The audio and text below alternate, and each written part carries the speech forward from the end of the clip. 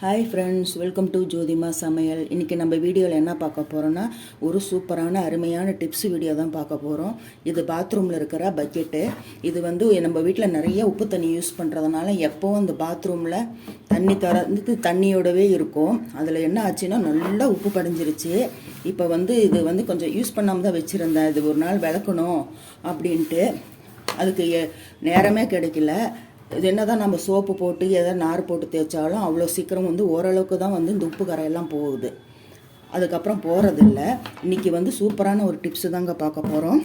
இது வந்து பாருங்கள், புளிச்ச மாவு, இட்லி மாவு இந்த வெயில் காலத்துக்கு ரொம்பவே இப்போல்லாம் கொஞ்சம் வேஸ்ட் ஆகிடுது. என்ன தான் நம்ம கம்மியாக ஆட்டி வச்சாலும் இந்த புளிச்ச மாவை நீங்கள் இந்த பக்கெட்டில் தடவி அப்படியே வச்சிட்டிங்கன்னா ஒரு மேஜிக்கு தாங்க நடக்கும். தண்ணி எதுவும் ஊற்றாமல் இந்த மாதிரி போட்டு ஒரு தேங்காய் நார் எடுத்துக்கிட்டிங்கன்னா நல்லா அப்ளை பண்ணலாம். இந்த மாதிரி நல்லா தடவி வச்சுருங்க. உங்களுக்கு ஒரு நாளே ஆனாலும் கூட பரவாயில்ல, வச்சிட்டிங்கன்னா நல்லா காஞ்சிரும்.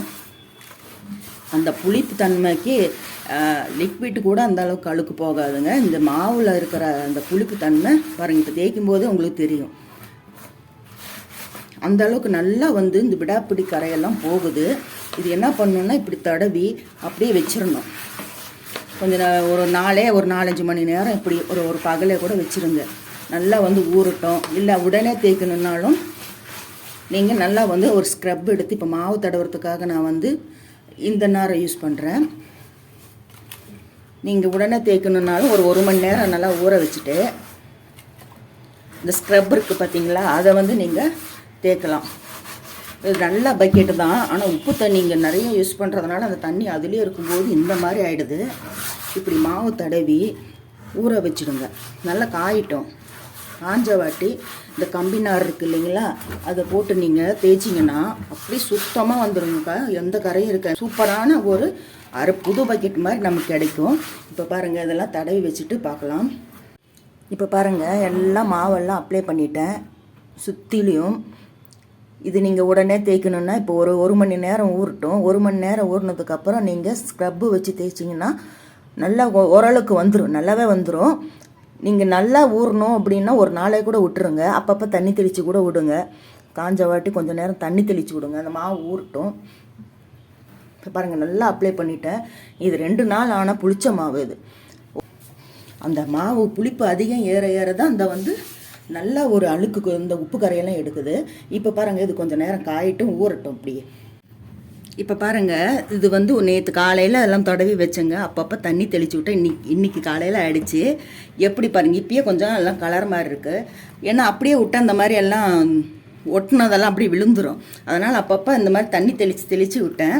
அதனால் நல்லா பாருங்கள், ஊறி ஒரு கலரே மாறி இருக்குது பாருங்கள். ஏன்னா அந்தளவுக்கு இந்த மாவு வந்து புளிச்ச மாவு அது அந்த புளிப்பில் இருக்கிற அந்த இதையே இந்த அழுக்கெல்லாம் கொஞ்சம் எடுத்துரும். இப்போ வந்து இந்த மாதிரி ஸ்க்ரப்பு வச்சுக்கலாம். ஸ்க்ரப்பு வச்சு தேய்ச்சிங்கன்னா தான் நல்லா ஒரு இது கொடுக்கும். இல்லைன்னா இது கூட வந்து லிக்விட், பாத்திரம் வளர்க்குற லிக்விட் ஆயில் இல்லைன்னா சோப்பு தூள், இது ஏதோ ஒன்று போட்டு நாம் இதை வந்து விளக்கி எடுத்துக்கலாம். இப்போ பார்த்தீங்கனாலே தெரியும் உங்களுக்கு எப்படி இருக்குது பாருங்கள். உங்களுக்கு சும்மாவே விலை காட்டுறேன் பாருங்கள், எப்படி இருக்குது, பளிச்சுன்னு இருக்குங்களா. வெள்ளையாக இருந்துச்சு இல்லை ஃபஸ்ட்டு காமிக்கும்போது பார்த்தீங்கன்னா, இப்போ வந்து இதை பாருங்கள், தேய்ச்சாலே இதெல்லாம் போயிடும். இன்னும் நான் சோப் ஆயில் போடணும் பாருங்கள். இப்படி பளிச்சுன்னு இருக்குது பாருங்கள். இன்னும் சோப் ஆயில் போட்டு விளக்குனா இன்னும் பளிச்சுன்னு ஆகிடும். இப்போ அதெல்லாம் விளக்கலாம். இப்போ முதல்ல இந்த மாவையெல்லாம் போட்டு இந்த ஸ்க்ரப்பில் வச்சு தேய்ச்சி எடுத்துக்கலாம். நல்லா காஞ்சிருக்கு. நீங்கள் முன்னாடியே கொஞ்சம் தண்ணி தெளித்து வச்சுருங்க. நான் உங்களுக்கு காமிக்கணுங்கிறதுக்காக தான் தண்ணி தெளிக்காமல் இருந்தேன். ஏன்னா ஏற்கனவே நான் 2-3 தடவை நேற்று இருந்து தண்ணி தெளித்து அப்படியே இந்த மாவெல்லாம் உதிர்ந்து வராமல் இருக்கிறதுக்கு தண்ணி தெளித்து வச்சுருந்தேன். ஏன்னா இல்லைன்னா எல்லாம் பிடிச்சிக்காமல் அப்படியே விழுந்துடும். அதனால் இப்போ பாருங்கள், பிடிச்சிட்ருக்கு. நீங்கள் முன்னாடியே விளக்க போகிற முன்னாடியே நீங்கள் வந்து தண்ணி தெளித்து நல்லா வச்சுருங்க. இப்போ வந்து நம்ம இதெல்லாம் விளக்கி எடுத்துக்கலாம்.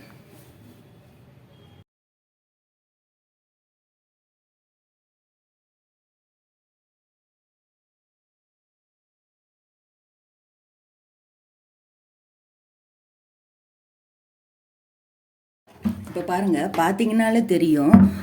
இப்போ பாருங்கள் எப்படி வெள்ளையாக ஆயிடுச்சுன்ட்டு. இன்னும் சோப்பு கூட போடவே இல்லை. தெரியுதுங்களா? இன்னும் கொஞ்சம் தான் இதாக இருக்குது பாருங்கள். அதுவும் தேய்ச்சா பாருங்கள் நல்லா வந்துடும். இன்னும் சோப்பு போட்டால் இன்னும் தேய்க்கல.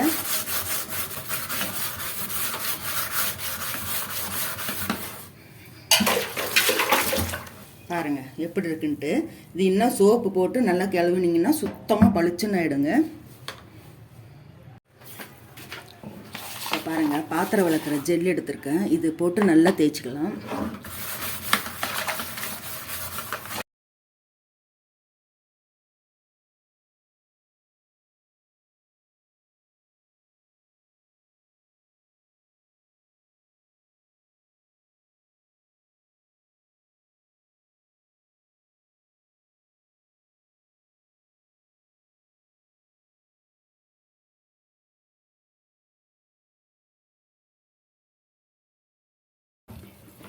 உப்பு கரை கொஞ்சம் கூட இல்லை பாருங்கள்.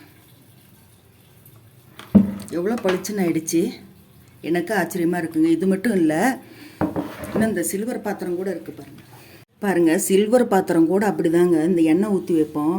இந்த எண்ணெய் ஊற்றி வைக்கும்போது நல்லா எண்ணெய் பிசுக்கு பிடிச்சிக்கும். இதுக்கும் அப்படி தாங்க. அரிசி மாவு போட்டு நான் ஊற வச்சுருந்தேன். ஊற வச்சு நல்லா பாருங்கள், இந்த மாவு கூட எல்லாம் இருக்கும். இதுவும் அப்படி தான் ஊற வச்சுட்டு இப்போ வந்து நான் தண்ணியில் போட்டு வச்சுருந்தேன். இதுவும் அப்படி இந்த கம்பினார் போட்டு விளக்கும்போது சுத்தமாக போயிடுதுங்க. இந்த சில்வர் பாத்திரமெல்லாம் இந்த மாதிரி தான் ரொம்ப இதாக இருந்துச்சுன்னா டெஸ்ட் பண்ணி பார்த்திங்கன்னா தெரியும். இந்த இடத்துல கருப்பாக இருக்குது பாருங்கள், எண்ணெய் பிசுக்கு நிறையா இருந்துச்சு. இந்த சில்வர் பாத்திரத்தில் மாவு வந்து புளிச்ச மாவு நல்லா அப்ளை பண்ணி வச்சிட்டிங்கன்னா சூப்பராக அந்த எண்ணெய் கரெல்லாம் போயிடுதுங்க. நல்லா அந்த க்ரப்பை வச்சு தேய்க்கும் போது நீங்கள் இந்த மாதிரி உப்பு படிஞ்ச பக்கெட்டை வந்து யூஸ் பண்ணி பாருங்கள். எப்படி இருக்குன்னு, எப்படி பளிச்சுன்னு வந்துருச்சு பாருங்கள். தெரியுதுன்னு நினைக்கிறேன். இந்த வெளிச்சத்தில் பலன்னு ஆயிடுச்சிங்க. பார்த்தீங்களா? எப்படி நான் எடுத்து கையில் கூட எடுத்து இந்த மாதிரி காமிக்கிறேன் பாருங்கள். சூப்பராக இருக்குங்க. உங்கள் வீட்டில் இந்த மாதிரி உப்பு படிஞ்ச பக்கெட் இருந்துச்சுன்னா நீங்கள் என்ன பண்ணுறீங்கன்னா, அந்த வேஸ்ட்டு மாவெல்லாம் இருந்துச்சுன்னா அதெல்லாம் வந்து தடவி ஒரு நாள் பூரா வச்சிடுங்க. தடவி வச்சுட்டிங்கன்னா அப்படியே சூப்பராக புதுசு மாதிரி ஆகிடும். அருமையான டிப்ஸு, மிஸ் பண்ணிடாதீங்க. இந்த வீட்லேயும் நீங்கள் ட்ரை பண்ணி பார்த்துட்டு எப்படி இருக்குன்னு சொல்லுங்கள். இந்த வீடியோ பிடிச்சிருந்துச்சுன்னா இப்போ பாருங்கள், இந்த சில்வர்லாம் பாருங்கள், நான் வந்து எல்லாம் ஊற வச்சுருக்கேன். பார்த்தீங்கனாலே தெரியும், எல்லாம் மாவு தான் இதெல்லாம் அப்ளை பண்ணியிருந்தேன். இப்போ வந்து சரி இன்னும் கொஞ்சம் இருக்குன்ட்டு தண்ணியில் ஊற வச்சேன். பாருங்கள், ஊற வச்சாலே இந்த கம்பி நாரெல்லாம் போட்டு விளக்குனீங்கன்னா சுத்தமாக போயிடும். நீங்களும் இந்த மாதிரி ட்ரை பண்ணி பாருங்கள். உங்கள் வீட்டில் என்ன பிஸ்க பாட்டிலாக இருந்தாலும் சரி, சம்படமாக இருந்தாலும் சரி, அதுக்கும் நீங்கள் இந்த புளிச்ச மாவு வந்து யூஸ் பண்ணலாம். தடவி வச்சுட்டு ஒரு நாள் கழித்து யூஸ் பண்ணுங்கள். இந்த மாதிரி உப்பு படிஞ்ச பக்கெட்டுக்கும் நீங்கள் யூஸ் பண்ணுங்கள். அருமையான ரிசல்ட் தெரியும். இந்த வீடியோ பிடிச்சிருந்துச்சுன்னா ஒரு லைக் கொடுங்க, கமெண்ட் பண்ணுங்கள். மறக்காமல் ஜோதி அம்மா சேனலை சப்ஸ்கிரைப் பண்ணிக்கோங்க. மீண்டும் உங்களை அடுத்த வீடியோவை சந்திக்கின்றேன். பாய்.